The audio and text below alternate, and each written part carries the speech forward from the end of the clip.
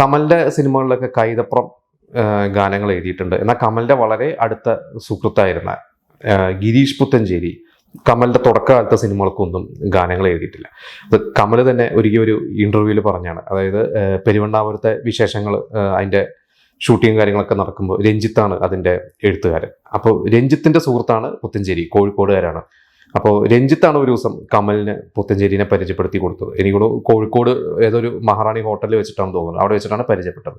പക്ഷെ പിന്നീട് ഇവർ തമ്മിൽ പലപ്പോഴും കാണാറുണ്ട്, സംസാരിക്കാറുണ്ട്, ഇവർ ഒരുമിച്ച് കൂടാറുണ്ട്. പക്ഷെ ഒരിക്കലും ഒരു കമലിന്റെ സിനിമയിൽ പുത്തഞ്ചേരിക്ക് എഴുതാൻ പറ്റിയിട്ടില്ല. അങ്ങനെ അഴകി രാവണനൊക്കെ ഭയങ്കര ഹിറ്റായിട്ടിരിക്കുകയാണ്, വെണ്ടില ചന്ദനക്കിണ്ണം പാട്ടൊക്കെ ഹിറ്റായിരിക്കുന്ന ഒരു സമയത്ത് പുത്തഞ്ചേരിനെ കമൽ കണ്ടു. അപ്പോൾ പുത്തഞ്ചേരി പറഞ്ഞു, എനിക്ക് നിങ്ങളോട് ഭയങ്കര ദേഷ്യമാണ്.